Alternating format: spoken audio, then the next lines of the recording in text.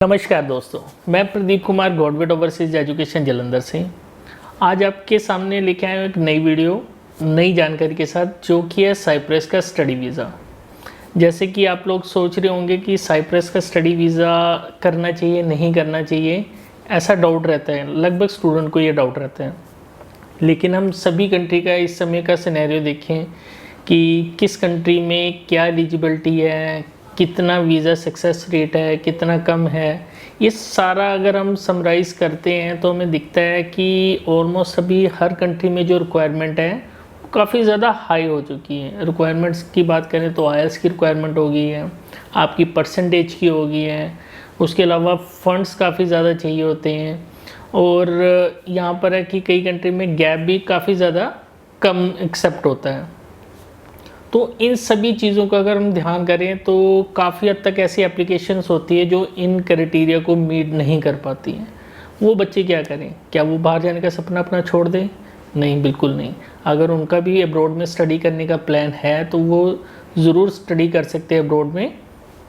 बस ये बात है कि वो बजाय एक पर्टिकुलर जो कंट्री हम आम तौर पर सुनते हैं कि कनाडा, अमेरिका, ऑस्ट्रेलिया, न्यूजीलैंड या यूरोप में हम कर रहे हैं, वैसा हम नहीं करेंगे। हमें थोड़ा सा प्लान में चेंजेस करना पड़ेगा। हाँ, ये चीज़ है कि कई यूरोपियन कंट्री है जो काफ़ी कम एक्सपेंस में भी स्टडी वीज़ा दे रही है, लेकिन बात फिर वहीं की वहीं आती है कि क्या आप उस क्राइटेरिया को, उनकी रिक्वायरमेंट को मीट कर पा रहे हैं? नहीं।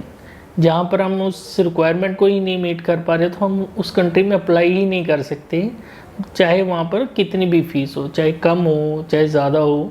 डिपेंड करता है हमारे क्राइटेरिया पर कि कितनी कितनी जो रिक्वायरमेंट हम पूरी कर रहे हैं। तो इन सब चीज़ों के लिए अगर आप YouTube चैनल या इंस्टा वगैरह पेज पर देखोगे, आपको लाखों तरह की वीडियो मिल जाएगी कि साइप्रस में स्टडी भी करने जाना चाहिए नहीं कर जाना चाहिए, वहाँ का लिविंग एक्सपेंस कैसा है, स्टडी कैसी है, रहना सहना कैसे है, पोस्ट स्टडी वर्क में क्या फ्यूचर है आपका। वो सारा कुछ अगर देखेंगे तो आपको दोनों तरफ के पॉजिटिव नेगेटिव रिव्यू मिलते रहेंगे। लेकिन ये ख़ास तौर पर जो वीडियो उन स्टूडेंट्स के लिए है जो इस समय इस दुविधा में है कि हमने स्टडी तो करनी है, करने को तो हम स्टडी इंडिया में भी कर सकते हैं, इंडिया में भी बेस्ट क्वालिटी की स्टडी आपको मिल जाती है।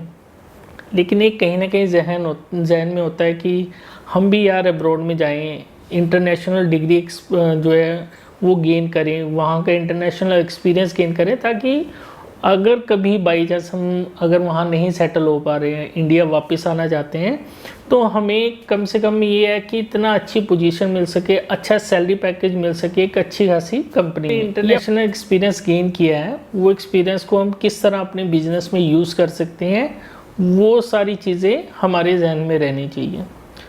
तो अब इस पर आपने देखना है कि आपको किस कंट्री में अप्लाई करना चाहिए।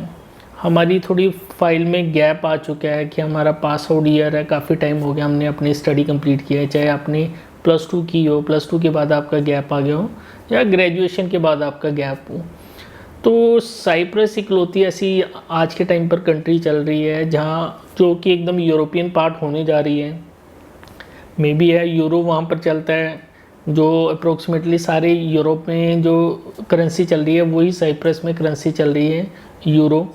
तो वहाँ पर करेंसी का भी मैटर नहीं कि अगर आप वहाँ जाके अपना स्टडी करोगे, स्टडी के बाद पोस्ट स्टडी वर्क करोगे, तो आप जो अर्निंग करोगे वो यूरो में ही करोगे, तो उसका भी आपको बेनिफिट मिलता है। अब यूरोपियन पार्ट होगा तो उस चीज़ का बेनिफिट मिलेगा कि आपको वहाँ से अगर आप स्टडी के ड्यूरेशन में ही यूरोप के किसी भी पार्ट का अपना विजिटर वीज़ा अप्लाई करोगे, टूरिस्ट वीज़ा अप्लाई करोगे, तो आपको वीज़ा मिलने के चांस अच्छे होंगे।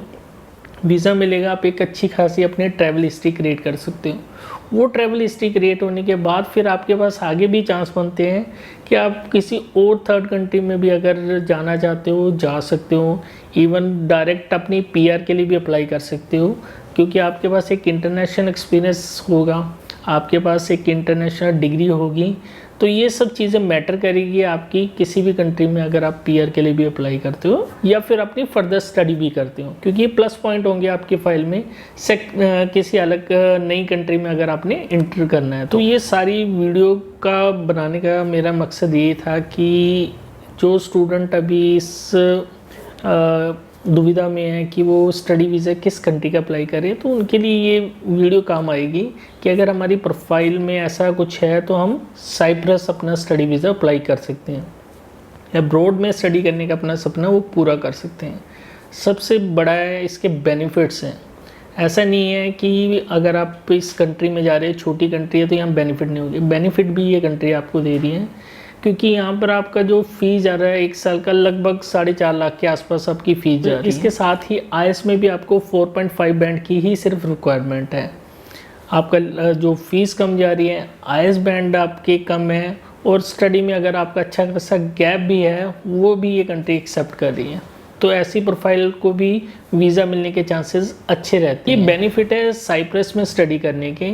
इसके अलावा साइप्रस में जैसे आप स्टडी कंप्लीट करते हो उसके बाद पोस्ट स्टडी वर्क पर आते हो, वहाँ के एक्सपीरियंस गेन करते हो, उसके बाद अगर आप किसी थर्ड कंट्री में सेटल होना चाहते हो, आगे मूव करना चाहते हो, तो इंडिया के कंपैरिजन आपका साइप्रस से जो अपना स्टडी वीज़ा या विजिटर वीज़ा आगे थर्ड कंट्री में अगर आप करना चाह रहे हो वो ईजी रहेगा।